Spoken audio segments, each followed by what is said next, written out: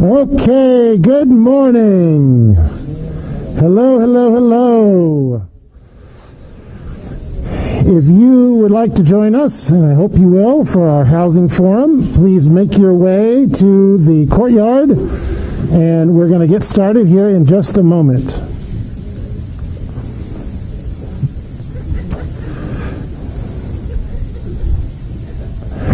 I am very thankful that Neil McClintock and J.R. Fruin are both with us today to talk about Cupertino for All, specifically around building an inclusive Cupertino for the future, the Cupertino housing element, which sounds kind of like a Marvel thing, like it's like the element, like the housing element. It's like collect all 6 housing elements, and then you win. Is that how it works?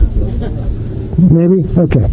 All right. Well, without further ado, Neil, take it away. Thank you. How's everybody doing today? Good? Awesome. It's a really nice day, and I'm happy to be here on this Sunday with my colleague JR, and we're going to talk about the housing element. So it's really interesting stuff, believe it or not. First, let's just start off with, what does this all really mean? So this is really all about, is that feedback? This is really all about shaping who can live in Cupertino for the next 10 years plus. Really the rest of our future. So many decisions will be made in this next year or so related to the housing element, all things housing, and that is a determinant of who can afford to live here, which families can move here, who gets to go to our schools, who gets to have the jobs here, etc. So it's a really big deal, and I hope that all of you feel committed after this presentation to want to do something to make the city a more inclusive place, and we have so many opportunities right now. So really the goals here are about learning what it is, what the housing element is, the process, and then being able to have that dialogue with people around you, even like in a space like this, with your neighbors, people that you care about in the community, and then hopefully down the line everybody can make some kind of commitment to how they can get involved in whatever capacity they're comfortable with and whatever time that they have. First, let's just start with some figures. Everybody loves figures. It might be a little bit hard to see, so I'll try to narrate what we're seeing in these figures.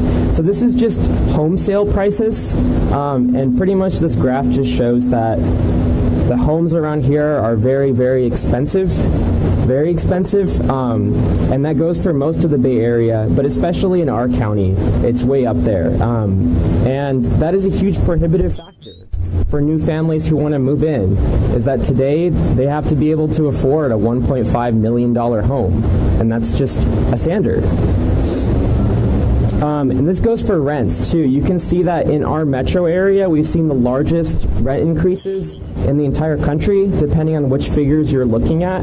So we're in the San Jose metro area, and just since 2010, we've seen rent increases at 52.4%. So extremely high, not normal, indicative of a very, very broken housing market, and there are huge consequences for that.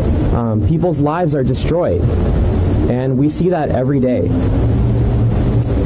Just some more figures on the same stuff. To be able to purchase a home in Santa Clara County, you need to make about $313,000. Most people don't make that. It's very difficult to make that much money. So either you already have a bunch of money, or you're screwed pretty much. Or you get really lucky. Those are kind of your options in Cupertino at this point. And some more figures. I mean, this is from Twitter, but there's also a citation I can provide. But you can see that the largest household values are Palo Alto, Newport Beach, Cupertino, Mountain View. Kind of a lot of suspects you might suspect, and Cupertino's number 3. So we're one of the most expensive ones in the country. And this really hurts a lot of young people too, because you can't afford to really rent or live on your own. We're seeing the highest share of 18 to 29-year-olds living with their parents since the Great Depression. Actually higher than the Great Depression, because everyone's living with their parents. I live with my parents, and I just turned 25, and most of my friends live with their parents too, and it's just become super normal. We don't judge each other for it. And that's just how things are, because we can't really afford most other options unless we just get up and leave, which in itself is a very big decision. And in Cupertino, and this goes for most of the Bay Area, most of the homes that we did build were decades and decades ago at this point, in the 60s and the 70s. And since 2000 to now, only about 8% of our total homes were built in that period. Most of it was built in the 60s and the 70s.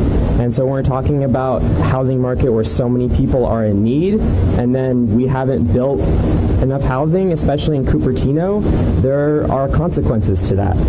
And so this is really an opportunity for us to engage in a process to change that, but in a way that we like and what we want to see, what you all want to see, like what works best for you as a resident of Cupertino. And Housing Element really is a chapter in a big book.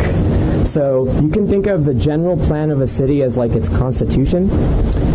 And then within it there are chapters, and these are called elements.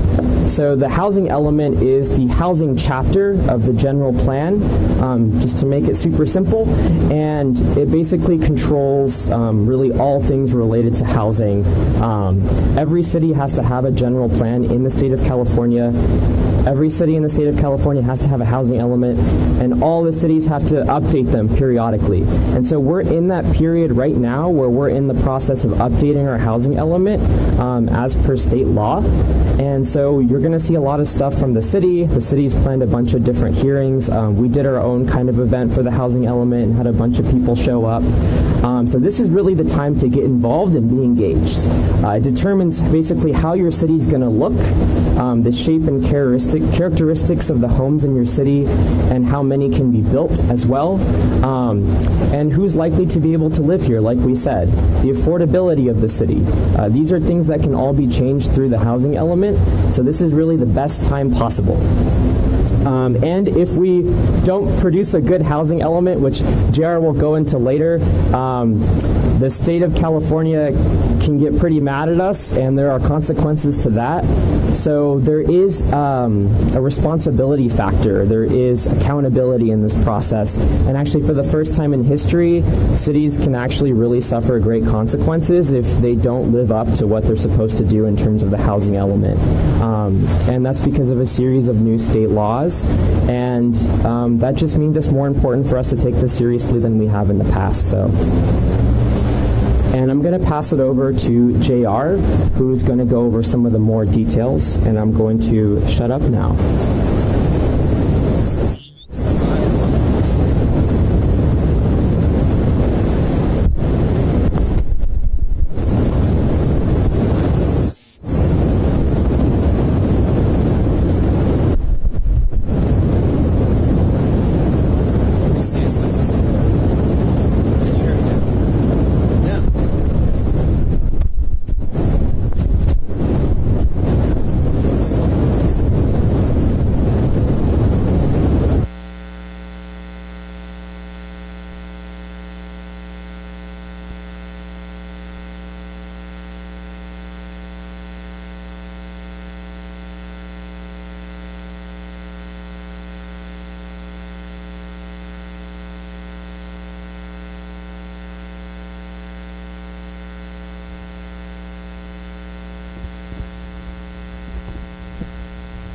Okay. Is that any better?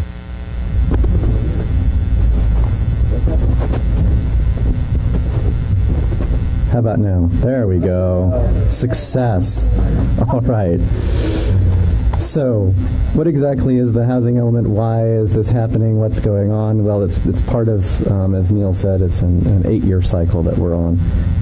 Every 8 years, every city in the state of California, every county as well, has to engage in a process to plan for how it's going to meet its housing needs for the upcoming roughly decade. It's broken up into different sections. We're in the planning section for that period. As Neil mentioned, it's a legally mandated process, so there's an actual state law that requires all cities to do this. And it's not new.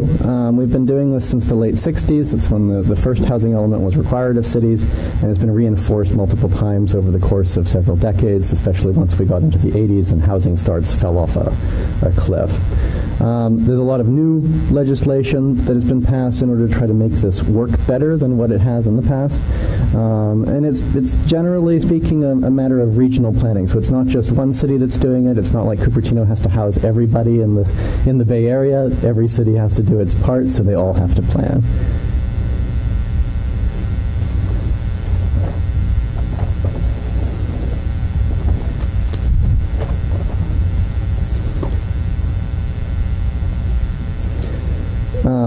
It's not just planning for a specific number of homes overall, it's also planning about their level of affordability. Affordability is keyed to different levels of incomes and to what is called area median income. Area median income is a county level statistic, so there's no difference for planning purposes between how much people make in Cupertino versus how much they might make in Morgan Hill. It's the same figure across the whole county. There are 4 levels of affordability that all cities are required to plan for. Above moderate income, that's stuff that we might think of as market rate housing, so that's stuff that you would be able to sell or rent in general without having to have any kind of deed restriction. The other 3 are keyed to moderate, low income, and very low income. These are percentages of the area median income. So above moderate is basically 100 to 120% of AMI. Moderate income is 80% of AMI. Low income, 50% of AMI, and very low is everything underneath that.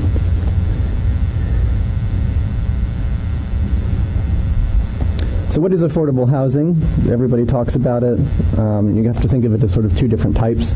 The first is naturally occurring affordable housing. That is essentially older housing stock, stuff that has been around for a long while, has fewer amenities. It's the type of thing you might have moved into the first time that you moved out of your own home, your parents' home, after college, after high school, whatever. They're also very frequently, if it's a newer piece of housing stock, something that is smaller. The typical type of home that you might find that would be naturally occurring affordable housing would be an ADU, an accessory dwelling unit, a granny flat, sometimes they're called. Find them in a backyard, that type of thing. They're typically around 500 to 750 square feet. So we're not talking about huge homes. They're 1-bedroom, 2-bedroom homes. The other type of affordable housing, which you will hear about in all kinds of other forums, is very special subsidized housing. That's the key issue here. The other stuff is all happening in the general market by itself. The rest of this is subsidized, meaning that there is there's a tax-paying support for this type of home, and there is a deed restriction that typically goes along with it as well, meaning that the home has to continue to either be rented or sold only at an affordability level for a particular percentage of the area median income. The thing you might also hear about from time to time is LIHTC, the Low-Income Housing Tax Credit. This is a federal tax credit that is designed to help support this. It's been under some stress for a number of years because there isn't enough of it, and affordable housing developers have to fight for this funding source. One of the key things that they run into is that if they can't put together all of their funding sources quickly enough and get an approval in the time period that they need to, then all of that falls apart and the money doesn't get used.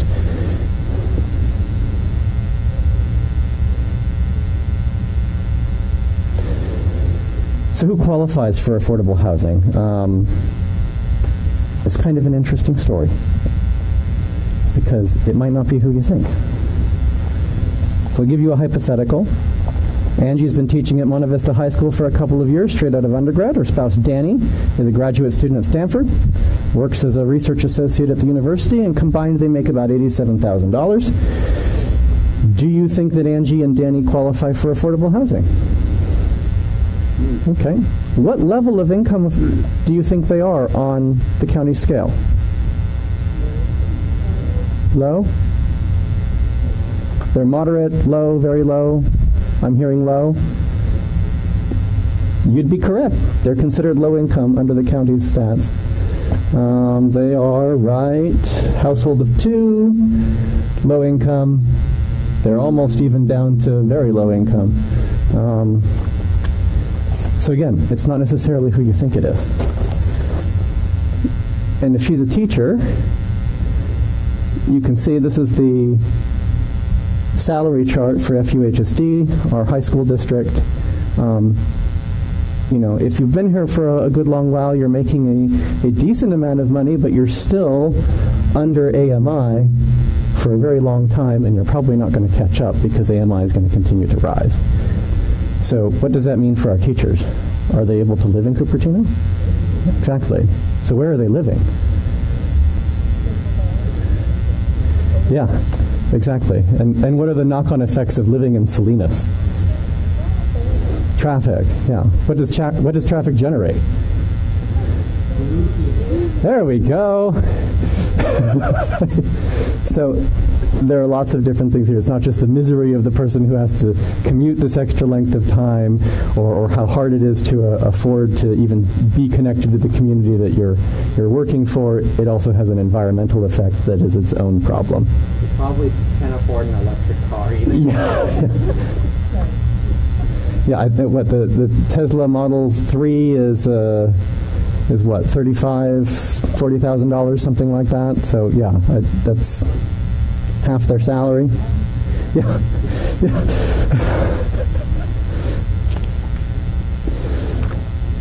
So in the past, we've gone through this process many times, and it hasn't exactly worked. That's one of the reasons why housing costs are what they are.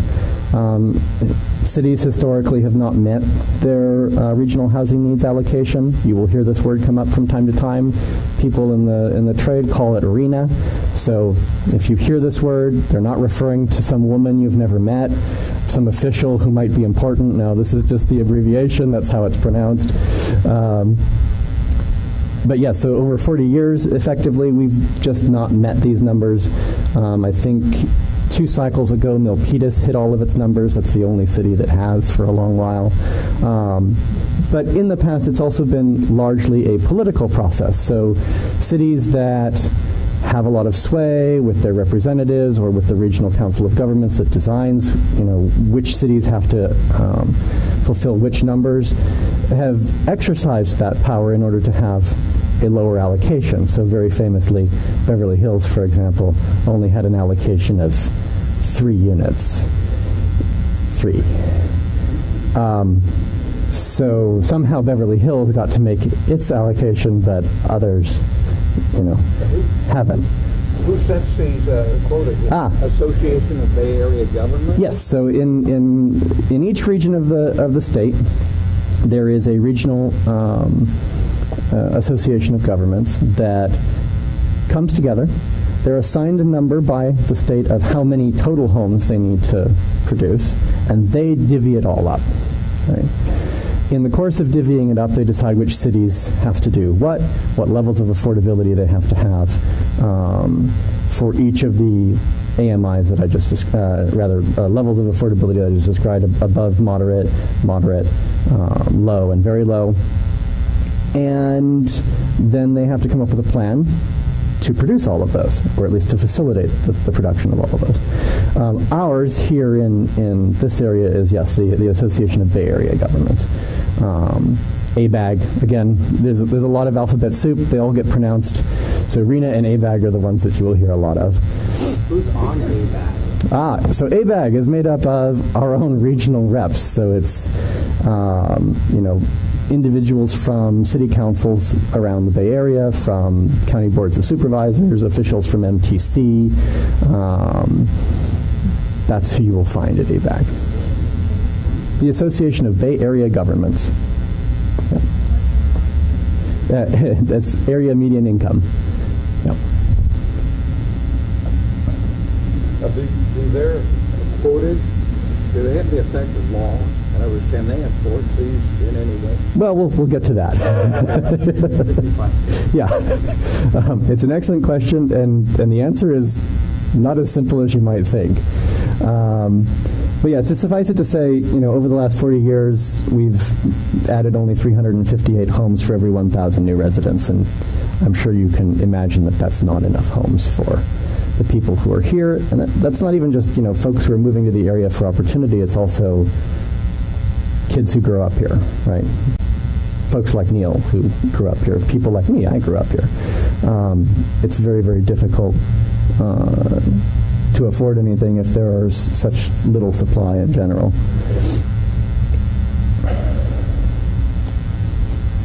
I've already gone through this. So the state, realizing that this hasn't been working, modified the law a couple of years ago through the vehicle of SB 828. And what it essentially does is it pegs our production goals and the number of homes that we should have to an ideal vacancy rate, and that ideal vacancy rate being 5%. So they analyzed a bunch of different markets in order to figure this out. There are at least 2 different studies that have been done that say that we're short between roughly 2.5 million and 3.5 million homes just in California. Right? That's a lot of homes.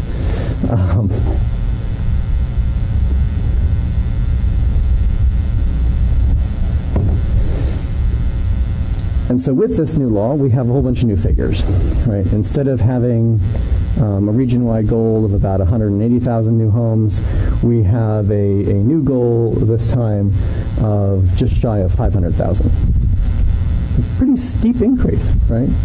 In the last cycle, Cupertino's share was 1,064. For your reference sake, if you've been following, say, the ongoing story of Valco is supposed to have 2,400 new homes in the project that's been approved there. That's about, half of that, not even. So you get some idea of where we currently sit. In the upcoming cycle, under the new methodology, how many homes do you think that Cupertino is going to have to plan for? So we have one person saying 5,000, 3,000 in the back. I feel like an auctioneer. A very, very specific 4,588. And we have a winner, 4,588. And like I said, these numbers are broken down by affordability level. So Cupertino will have to facilitate homes at a very low income level of 1,193, almost 700 low income homes, a little over 750 at at moderate, and then about 2,000 new market rate homes. So each of these requires a different level of planning and a different type of parcel size in order to be able to be facilitated. But that's, what, 4 times? More than 4 times the last time? Yeah.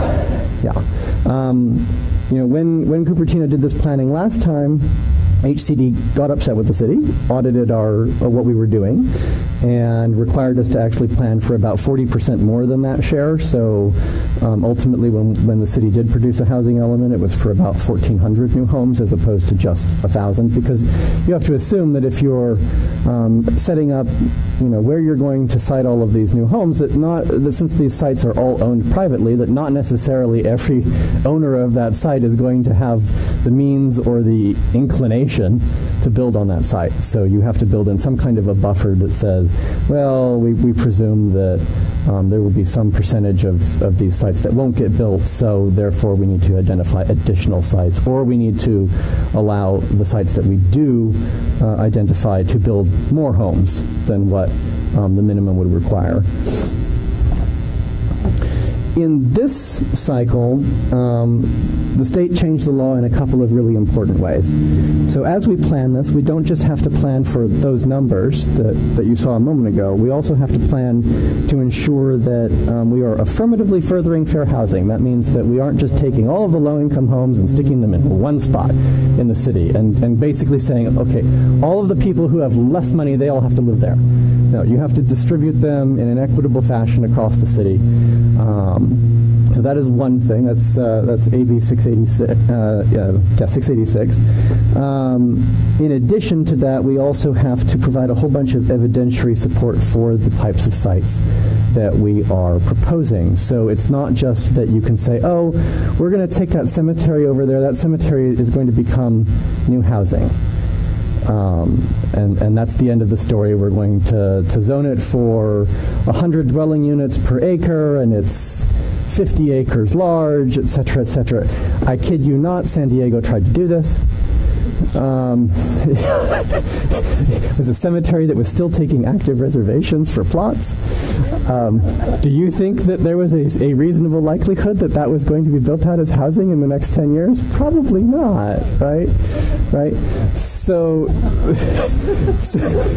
the thing that the state now requires, and it is in fact the result of legislation that was put forward by our own Assembly member Evan Lowe, who represents this area, is a requirement that every site that is made for low-income housing has to demonstrate by what we call substantial evidence, and for any of the people who might be lawyers in the audience, substantial evidence should sound familiar, that site stands a reasonable likelihood of actually being built. So you have to do more this time. The simple way to go about doing that is to go and talk to the owners of the sites that you're proposing to actually have this housing and see if they want to build. If they send back a letter of interest saying, hey, yeah, we could accommodate, 50 homes here, then you've got substantial evidence. But just sending them a letter saying, hey, do you want to build something? That's not substantial evidence. That's an unanswered letter. Real quick. Yeah. I really, really like this idea of affirmatively furthering fair housing. It's completely new, and I think it really introduces an equity aspect to everything. So for the folks who aren't super familiar, what is fair housing? Like, what is this concept of fair housing that's being applied? Yeah, like yeah, sure. It's being paid, so it needs to be like. Hello? Hello. Okay, cool.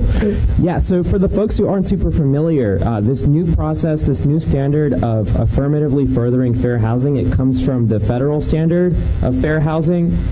What is fair housing? What is that?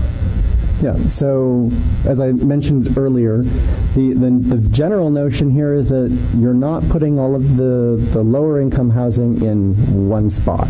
You're not siting it just next to, say, an industrial site or next to a freeway, etc. You are dispersing that housing throughout your jurisdiction so that everybody has opportunities that they wouldn't necessarily have if it were somewhere else. I mean, your zip code determines so many things about what happens in the rest of your life because it dictates what your opportunities are, what kind of schools you get to go to, what kind of community you get to have, how much crime there might be, etc. So that's the heart and soul of affirmatively furthering fair housing, that you're not just putting all of the low-income stuff in places that are more disadvantaged. So let's say it's easier to demonstrate with a city that is of larger size. So if you were to go to San Jose, where you have very significant income disparities, say on the eastern side of the city versus the western side of the city, which is right over there, that you're not just putting all of your low-income housing in the same place that already has lower incomes. One of the other things that is new this time is the actual process of designing the housing element has to also incorporate this notion of affirmatively furthering fair housing by making sure that everybody's voice gets heard that wouldn't ordinarily get heard otherwise. Generally speaking, there are certain groups that are not as likely to participate in this process because there's a certain demographic of people who tend to show up at the city council meetings. It does not tend to include renters. It does not tend to include people who are much younger. It does not tend to include some seniors. My grandfather is 100 years old. Do you think he's able to go to a city council meeting with ease? No. Folks with disabilities, etc. So these are all people whose voices, generally speaking, aren't being heard most of the time. In many cases, they don't know that it's going on at all. Right? Or you're just very busy with your life. If you're a young person here, you're probably working a lot because you saw what rents are like, and just making the rent is going to require that you do an awful lot of work. So you're not necessarily going to be involved. This process mandates that the city do a lot more to reach out to these people, find out what things are, and incorporate that feedback into the process so that it doesn't just represent feedback of only people who know about the process, like to show up, and largely protect their own interests.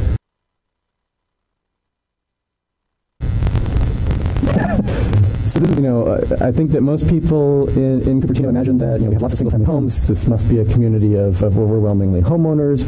What percentage of Cupertino do you think is made up of renters? We have about half. 30%. Who else? 75%. 60%. 39%.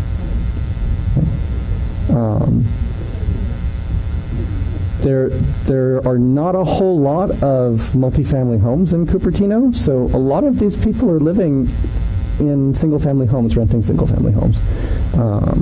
Sometimes many people to a house, which leads to overcrowding. So what can we do with this? If we do it right, then there are lots of positive benefits that we get to reap. One of them that is probably very much in the news and on your mind is the closure of schools in CUSD. I think it was 2 days after we had our town hall, CUSD made the decision to close Meyerholtz, Regnart, and Muir. That's significant. Why did they close them? Well, they closed them because of declining enrollment. Why is enrollment declining? Because there aren't children in the district. Why are there not children in the district? Because young families can't afford to live here, right? So, if we craft a good housing element that makes it easier for more people of different income levels to live here, you can solve, or at least stanch the bleeding that CUSD is facing. And it would be nice to not have to close any more of our very good schools. I come from the position that, we have great schools. I think we should be able to be proud of educating more kids through our schools. The next is, every time that you build something new, you're going to get a new assessment from the county assessor. You'll get a nice little letter from Larry Stone saying, hey, you owe us more money. That's good for the city. It's good for the school district. It comes in multiple different forms. If the property changed hands, obviously then the land is going to be reassessed. Land doesn't change hands here very frequently. With Prop 13 in place, that means that the assessment remains at this much, much lower level from many decades ago in many cases. And so turning that property over will by itself make a significant difference in how much money both the school districts and the city and the county have to provide services and to support what residents want to see in the town. In addition, like I said, you build any new improvement on top of it, that gets separately assessed. The thing that a lot of people aren't aware of is that there are also lots of impact fees that are assessed on new development. So there's a traffic impact fee, there's a school impact fee, there are all kinds of other environmental mitigation fees, a park impact fee. All of these things go to help support additional services.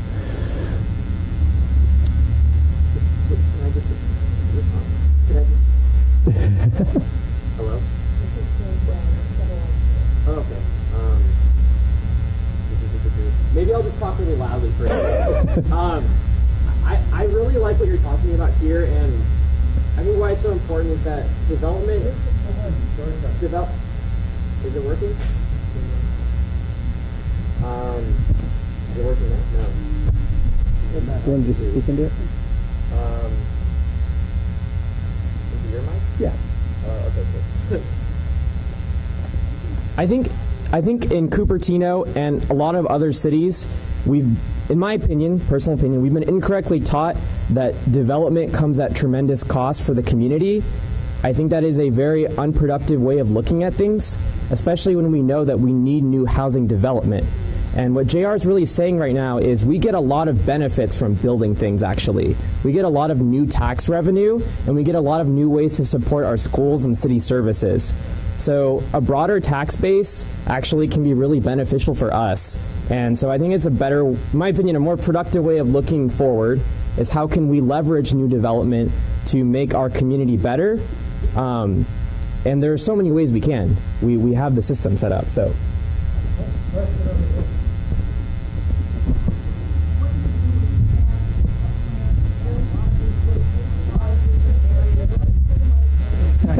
What do you do when you have a plan that took a lot of expertise provided by the city, a lot of diversity from citizens all over, came up with something that would benefit the community major, and then the city council decided it was more important to invest in lawyers and litigation than build the plan? How do you avoid that party from being played again? So I'll get into that toward the end when I get to consequences. That's my next slide. This is the happy stuff, right? This is why this is a good thing to do, what can be helpful about it. Because I realize there are folks who will approach this with some trepidation, right? 5,000 new homes is a lot of homes in a city that only has 20,000 households, right? That's a quarter of the number of homes that already exist in the city. That's significant.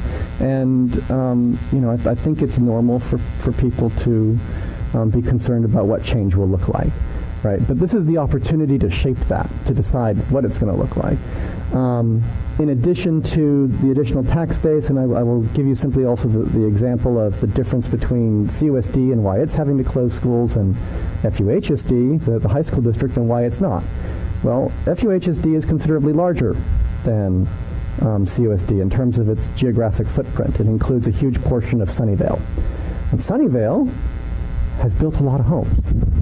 It's built a lot of stuff. And so therefore, FUHSD has a different tax base. And so it's able to support itself off of its own tax revenue, as opposed to having to be backfilled by state funding and so forth. And it just doesn't have the same enrollment problems. There's, some happening now in, say, Lynbrook's attendance zone, where they don't have enough kids. And that's the same problem that's occurring in CUSD. But the district as a whole is not in dire straits and needing to figure out how to cut costs in order to be able to survive. The additional benefits you get are largely environmental, right? We talked a little bit about the teacher who's having to commute from Salinas. If the teacher from Salinas isn't having to commute that far and she can, walk or bike to work or even just drive down the street, that's far fewer vehicle miles traveled. That's a whole lot less of a carbon footprint that's being generated as a result. It's the way we're going to meet our carbon goals as a state. So if you care about the environment, making vehicle miles traveled smaller overall should be a goal and is something that can be accomplished with a good housing element. Right, this is about people who are coming here for jobs. Cupertino has lots and lots of jobs. If you're working for Apple, you probably don't want to have to live in Morgan Hill and come up here. Probably would like to be able to live in the same community where you're working. I've never known anybody who liked commuting. I'll just put it that way. The other, and this one is perhaps a little less obvious, is that there are lots of regulations that we have to try to improve things like water efficiency, electrical efficiency, etc., to reduce carbon emissions in inefficient older homes. They only really get triggered if you go and try to upgrade something in your house or you build something new. So if you build something new, you're going to have to build it to the new standard. It is a lot more efficient. So newer homes are considerably more efficient on a water and electricity basis and a lot less carbon intensive than older homes. So you get a number of different knock-on positive effects from that. And then, as we were discussing earlier with the affirmatively furthering fair housing standards, you create a more equitable community. More people who work here, who, provide your coffee at Phil's, or who, wait the table at Alexander's, wherever it is that you happen to be. Those folks have a much better shot at either living in Cupertino or living near it. Like I said, every city is going through this process. So even if you get to live in, say, San Jose instead of Gilroy, that's better for vehicle miles traveled and the community's integration than having to live that far away. Now to get to the consequences. Right. So what happens if you don't do this well? This plan has to be certified by the state, specifically by the Department of Housing and Community Development. If we don't get a housing element that is certified by HCD, then there's a whole bunch of laws that kick into effect. One, a judge could make our housing element. I'm an attorney by training and trade. I don't really think that a judge should be deciding what Cupertino looks like. I hope you don't either. I'd much rather get a say in that. I don't think that a judge would be particularly good at it either. So that's one issue. The other is that there is a whole series of fines that can rack up. They can go as high as $600,000 a month. That gets pretty substantial over a fairly short period of time. There is also a developer's remedy that is built into the Housing Accountability Act. This is an act that has existed, a piece of legislation that's been in existence in California since the 80s. It has been reinforced many, many times, and very specifically and very heavily in the course of the last 3 years, basically saying that a city cannot reject housing projects that conform to objective standards that a city has for them. In other words, the city made the rules, and the city is being asked to play by those rules. Otherwise, either a housing advocacy organization, a potential tenant or purchaser of one of the homes that is being denied, or the developer itself can sue the city. And there's been a number of recent cases that have demonstrated that this law works, and that there are some hefty consequences for a city that fails to approve. Yeah, the pro-housing default rule. So if you, as a city, don't have a housing element that substantially complies with the housing element law, a developer can come into your city and on any plot of land that is zoned for either residential or commercial use, propose a project of any density. That's pretty significant.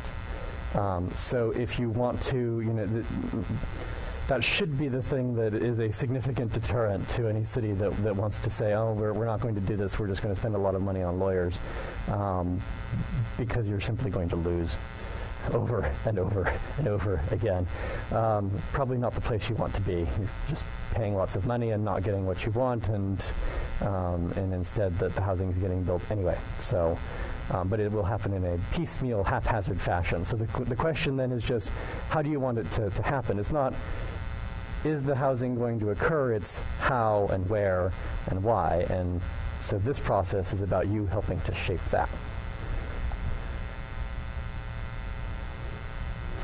So yes, is it going to get built this time? Well, I already alluded to the Housing Accountability Act. There's a whole bunch of other laws that have also been passed to help make these things happen. Some of them are simple, some of them are complicated. The ones I wanted to highlight are some that you might already know about. You're probably already at least mildly familiar with SB 35 because that's the law that enabled the Valco project. If you're not building the housing as a city, and you're not facilitating it against the benchmarks that are required, then you can come in as a developer and apply for a project on a ministerial basis, provided that it provides a certain amount of affordable housing.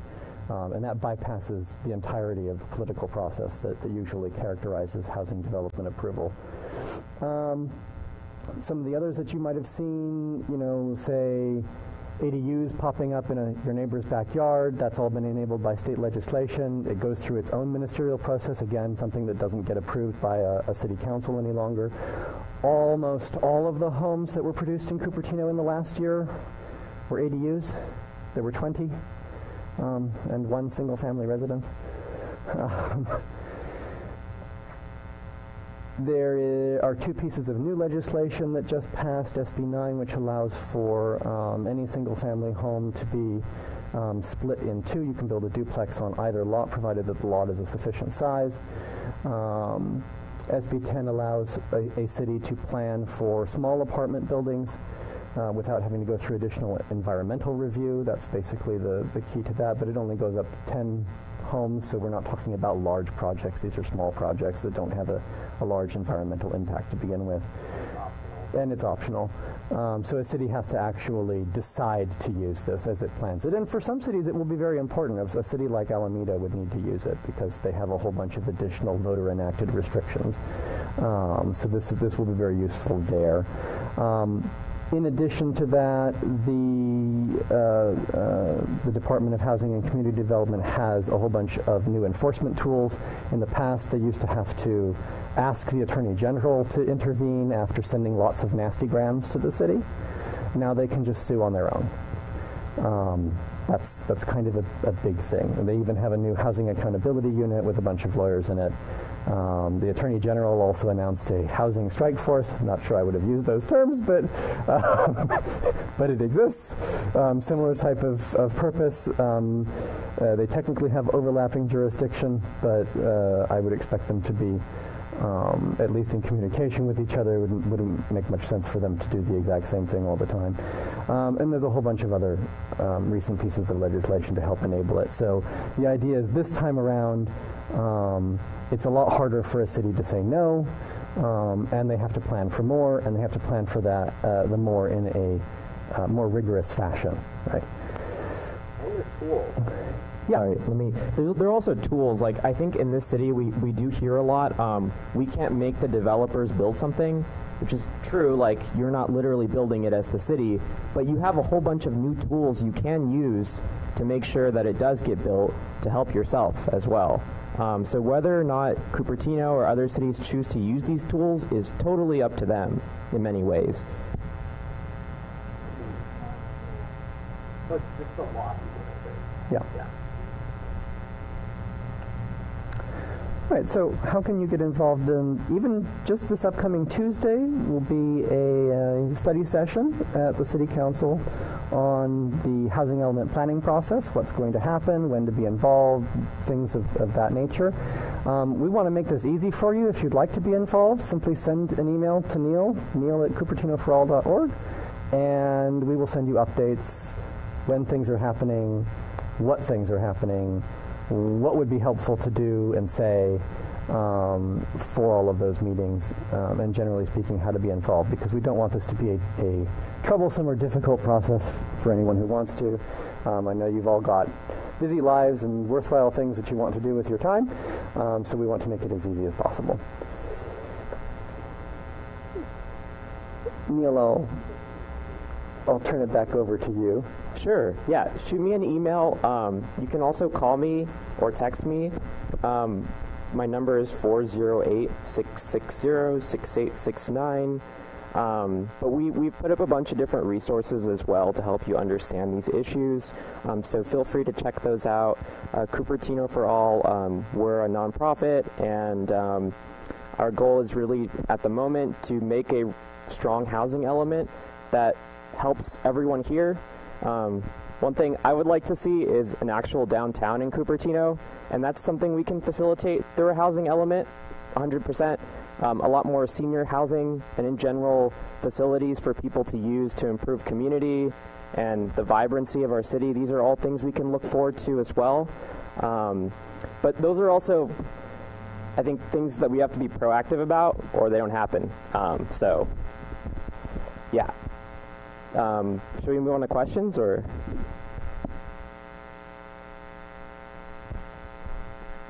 Doug? Contradict. you want to bring him the mic? Oh, yeah. Wait, somebody else has a mic. Oh, okay. My bad. Yeah. Yeah, the contradiction is this, that if a house sells in Cupertino, undoubtedly it's going to be at a higher price, so it's going to, the tax assessment will be higher, and that's good for the school. It'll get more revenues. But on the other hand, if the price of the house is going up, school-aged children won't be able, or their parents won't be able to live there. So how do you resolve that contradiction? Yeah, so I think you have to plan for different species of housing than what we are ordinarily accustomed to, right? The general home that you will see in Cupertino that typifies the area is a single-family home, but condos go for a very different rate, and they have very different floor plans that vary considerably. And depending upon where you site them, they're going to go for a very different value. If you price, I think the lowest priced home in Cupertino right now is an apartment conversion across the street from City Hall and goes for about $949,000. But that's a lot less than the $2 million you'd be paying for a single family home, right? So, and you will see that these recycle much more frequently. So people move into them, they live there for a while, they're able to save a little bit more money, and then they buy something else, right? So facilitating that is just as important. It's not a just here's this one type of home and we only build that type of structure, right? It's also tackling, like, do we expect to see the price of a single family home in Cupertino change anytime soon? Yeah, and I think the answer to that is probably no. I don't think it comes down because the quantity of it is not going to increase, right? Hi, Janet Miller. I think it's really interesting to learn about the housing element. I think it's really great that you're talking about increasing diversity. That's awesome. I'm really struggling with the narrative about the shortage of housing. According to the census, there are 74,352 more households in Santa Clara County between 2000 and 2019, and there are 106,937 more housing units in that same time period. The cost of a house has risen over twice as much in Santa Clara County.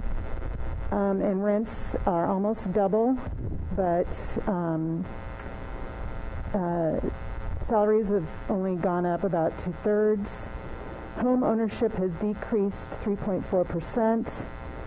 And according to the San Jose Spotlight report in 2019, that between 2014 and 2019, vacancy rates in homes have increased 42% in the San Jose, Sunnyvale, and Santa Clara areas. So my question is, who's buying the houses? Because it's not the working salaries can't afford the houses. So who's keeping the house price inflated? So, I mean, in overall terms, the housing price is inflated from a pure lack of supply. We have not met the RHNA figures that we have had as targets for ourselves for 40 years. This is a 40-year problem, not a 10-year problem. Are there additional investments that occur that hold on to homes? Are there some that don't get rented out? These things happen as well. But again, the vacancy rate is not at the ideal of 5%. It will certainly have increased in the last, roughly 2 years because of the pandemic, but it's not at 5%. So this is overall a supply issue that has built up over 40 years. And there are a lot of really good points, I think, in that question you asked, so thank you for that. Vacancy rates are really tricky. I'm not an economist, but my understanding is that you actually don't want a vacancy rate that's too low, because that means that people can't move around.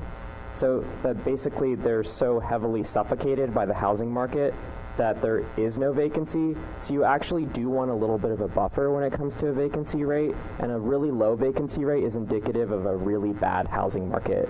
So if you look at other countries that are doing much better on housing, their vacancy rates tend to be closer to 7-ish%. Sure, yeah, there you go. Yeah, the 5% figure comes from comparable metros in the country, and they used largely New York metro area for comparison. Yeah.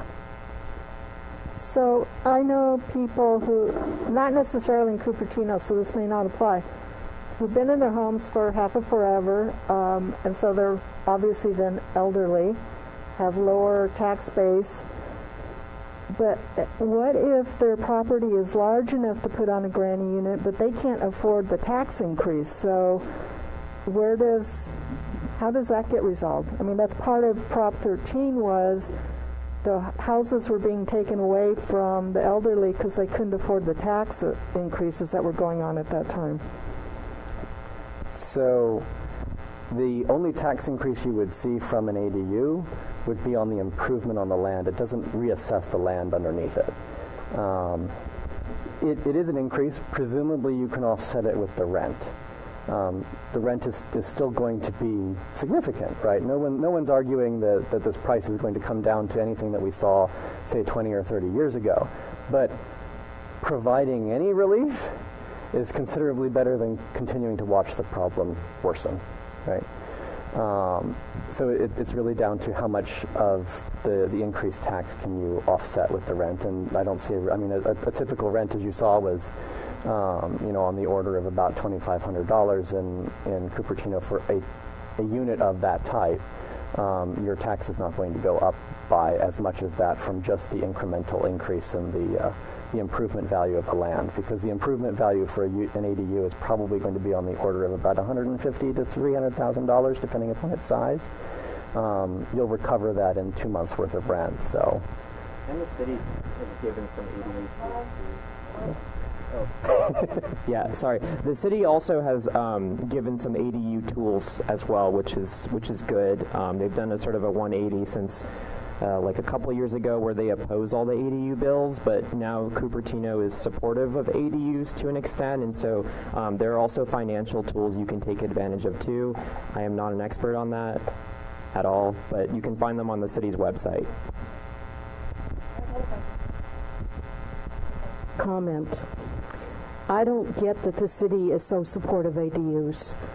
What they've done lately is say, oh, we'll welcome ADUs, but we're going to make our standards so strict they can't build. So I think that's a fair assessment, personally, but it's a lot less strict than what they were originally doing. So you can now go to the planning department and almost get these in an over-the-counter process. Have they made it as easy as, say, Los Angeles or San Jose to do this? No. But it's better than what it was, and it is actually producing something, right? All of our housing production for the last 2 years is effectively ADUs. So without these state laws, those would not have happened. And if the city were really resistant to them, they would be dragged out on a longer time frame. So, for example, the city of Los Altos doesn't adhere to any of the time frames that the law mandates for approval of ADUs. They just wait forever. You can apply. You're supposed to get your approval in 60 to 90 days.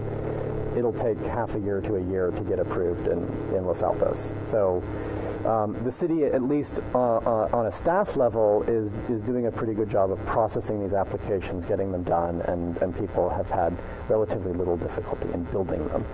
The question is just what standards, right? And that yes, that's a council thing. And could they be lax or at least less restrictive? Sure. But it's going to take people like yourself telling them that they maybe should change that policy. The other thing is we're notorious for teardowns and building monster homes, not a reasonable sized home with an ADU. Is there any move to kind of encourage people that live here to change their thinking?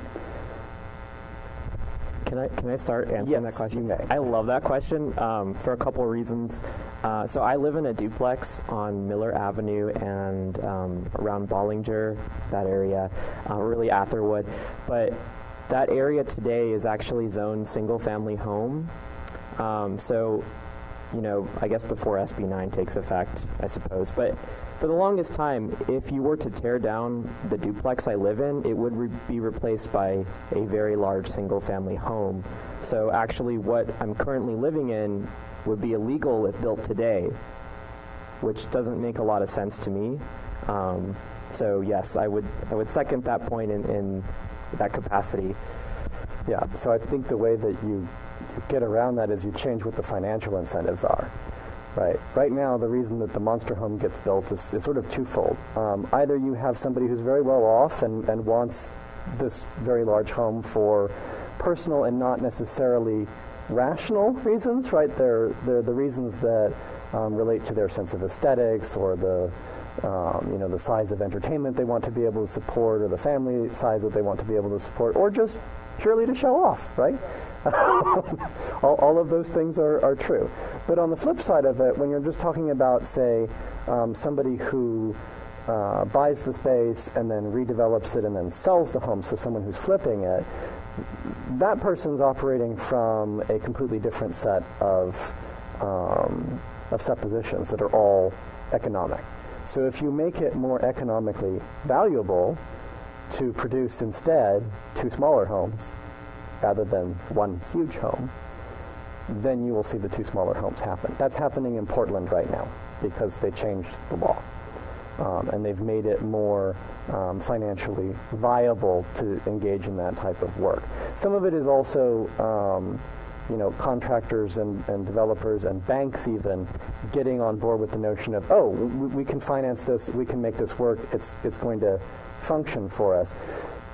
They're all naturally a little conservative, they're businesses, so they're going to want to do what they know how to do and that will get them money. Once somebody starts making money from it, then you will see more of the smaller homes that are more affordable appearing. Does that answer your question? No, I mean, they could also reduce fees, for example. Like that's one of the reasons why you see lots of ADUs is that, and why they're a particular size. You'll notice if you go through the various permits that have been issued for ADUs, that they're almost always right under 750 square feet. Why are they right under 750 square feet? They don't have to pay any impact fees under 750 square feet. So that park impact fee, the school impact fee, the traffic mitigation fee, none of that, right? That makes the difference between an 800 square foot ADU that you could build under law, so much more expensive than one that's 749 square feet. So you will see lots of 749 square feet ADUs in the city. One more question. Yeah. Why do you suppose it is that we have school impact fees at the same time we're closing schools? Because they're being negatively impacted. So the school impact fee is one that's just assessed on any new development. It's done on a per square foot basis depending upon the type of structure, and it's actually afforded by state law. It used to be that school districts got to assess these fees themselves, and different school districts would assess very different fees, so the state capped all of them statewide in order to make sure that you had some consistency from jurisdiction to jurisdiction. Is it your question sort of, is this a hedge against a new home, this impact fee, or is that the nature of what you're asking? Like the assessment of the additional fee is a problem because? Well, it was my understanding that you paid a school impact fee because you built a bigger house or a new house and you were going to bring more kids to the school district, so they needed more money. Yeah, that's the supposition, right? Yeah. Yeah. But it doesn't seem, if you're closing schools, that you need an impact fee anymore. Yeah, but I don't think that the school district would not assess the fee any longer, right? I think they probably want the money. I mean, that is a really good point. Like, fees can be really complicated. Fees have a purpose, but also in a way, fees can act as a tax for people who are new to Cupertino, a tax on new housing. So that's why it's important for cities to be judicious with how they use fees and to make sure that fees don't impact the feasibility of people moving in as well, because we do have a lot of fees, and I think some of them are worth revisiting. Yes. All right.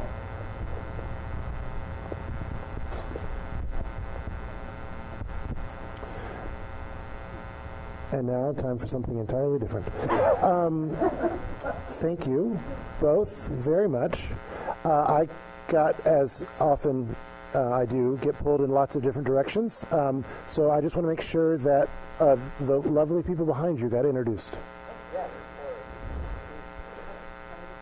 That's all right. JR, or introduce yourself. That works too. Let me introduce myself. I'm Jean Bedord, and I am the publisher of Cupertino Matters, which I believe a number of you do subscribe to, and I urge you to subscribe to find out what's really going on in the city. What is Cupertino Matters for those who don't know? It is a weekly newsletter that follows City Hall. So you hear the good, bad, and ugly about what's going on at City Hall. But in addition to that, I am a member of the Age-Friendly Task Force, and we're very focused on senior issues. I am also president of the Advisory Council for the Cupertino Senior Center. And I have here some handouts from a presentation that I made to City Council in support, not really supporting the project itself, but describing the need for senior housing in Cupertino. Now you'll notice that none of the housing element talks about senior housing, but the problem we have is that approximately 1 in 3 households in Cupertino has a resident over the age of 60. And we have fewer than 1,000 senior housing units in the entire city. I have a list of what is actually available. It's appalling.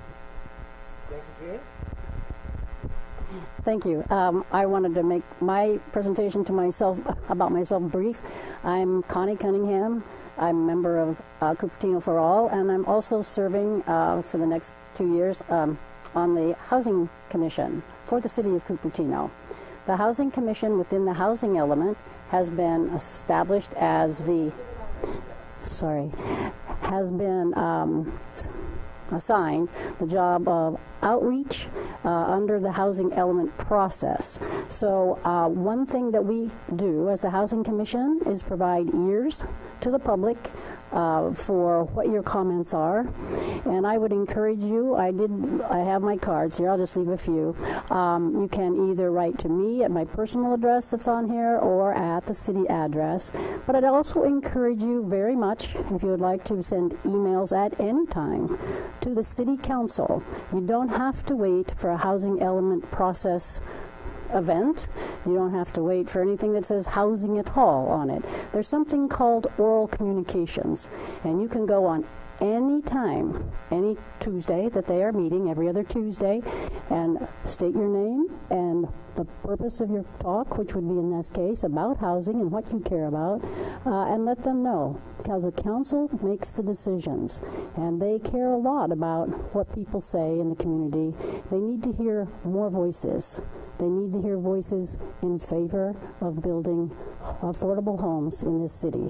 The Housing Commission specifically supports below market rate housing, and I would very much encourage you to each send an email if you cannot come to the meeting, or come to the meeting and speak to that topic. Thank you so much.